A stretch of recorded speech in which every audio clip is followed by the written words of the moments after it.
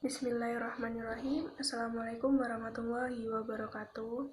Nama saya Imelda Aprilia, NIM 2011050303036.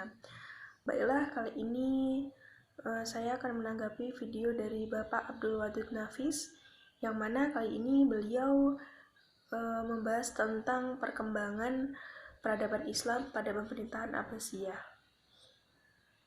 Berdirinya pemerintahan Abbasiyah. Berdirinya pemerintahan Abbasiyah didirikan oleh Abdullah al-Saffah Muhammad bin Ali bin Abdullah bin Abbas pada 104-136 Hijriah.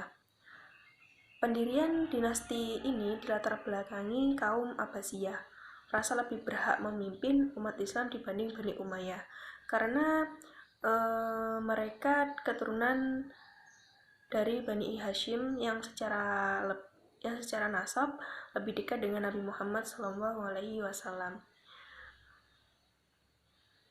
3 pers utama dalam mendirikan dinasti Abbasiyah, yakni yang pertama, Umayyah dijadikan pusat perencanaan Kufah sebagai kota penghubung dan Khurasan sebagai pusat gerakan praktis. Abdul Abbas As-Saffah memerintah dari tahun 132 sampai 136 Hijriah.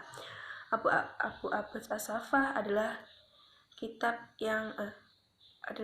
pertama. Ia mendapatkan gelar As-Saffah karena ia menjadi pengencang bagi orang yang menentangnya, khususnya Bani Umayyah dan para pengikutnya. Selama kepemimpinan, ia tidak terlalu fokus melakukan daerah lain karena pertempuran di kawasan Turki dan Asia Tengah terus bergejolak. Belum lagi karena kesibukannya mengurus masalah internal. Untuk menguatkan pilar-pilar negara yang saat itu belum sepenuhnya selesai.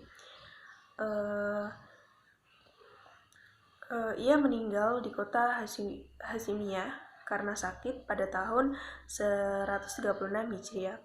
Saat itu usianya baru 33 tahun.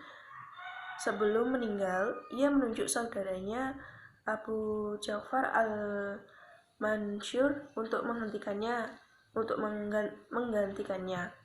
Yang selanjutnya, Abu Ja'far al-Mansur memerintah pada tahun 136 sampai 158 Hijriah. Pada saat itu, pada tahun 762 Hijriah, Abu Ja'far al-Mansur memindahkan ibu kota dari Damaskus ke Hazimiyah, kemudian dipindahkan lagi ke Baghdad, dan membentuk lembaga protokol negara dan sekretariat negara, membutuhkan polisi negara dan menambahi angkatan bersenjata, mengangkat sejumlah personal untuk menduduki jabatan di lembaga eksekutif dan yudikatif.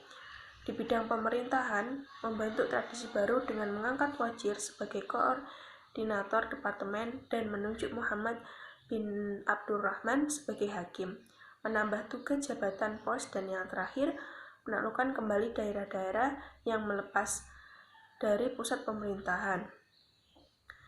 Selanjutnya yakni Abu Ja'far Harun ar-Rasyid memerintah pada tahun 170 sampai 193 Hijriah. Abu Ja'far Harun ar-Rasyid yakni sangat memperhatikan ilmu dan budayawan. Sangat sulit mencari orang untuk memberi zakat, infak, dan sedekah.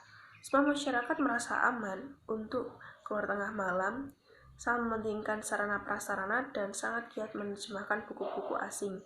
Dan yang terakhir, pada masa pemerintahannya, kesejahteraan sosial, pendidikan, ilmu pengetahuan, dan kebudayaan, serta kesejahteraan mereka pada masa keemasan Abu Ja'far Abdullah al-Ma'mun memerintah pada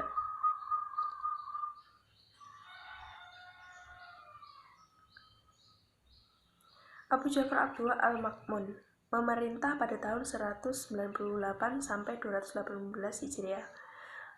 Pada pemerintahan Abu Ja'far Abdullah al-Ma'mun, pertanian berkembang pesat.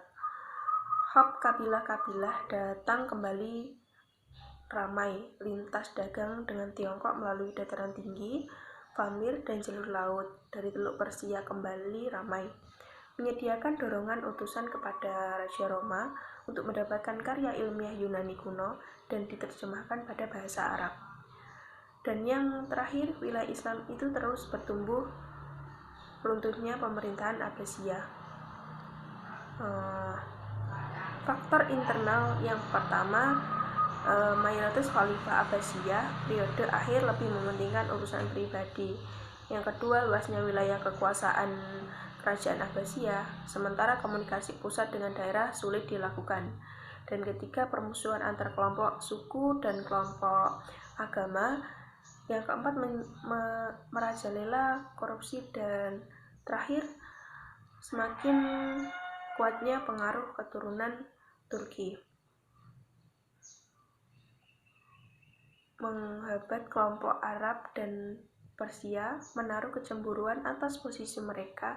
Dan yang terakhir yakni runtuhnya pemerintahan Abbasiyah.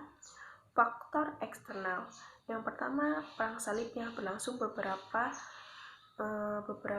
gelombang dan menelan banyak korban dari kedua penyerbuan tentara Mongol di bawah pimpinan Hulagun yang menghancurkan Baghdad. Jatuhnya Baghdad oleh buka-bukaan menandai berakhirnya kerajaan Abbasiyah. Dan yang ketiga, munculnya kerajaan Safawiyah dan Iran, kerajaan Utsmaniyah di Turki, dan kerajaan Mughal di India. Mungkin hanya itu yang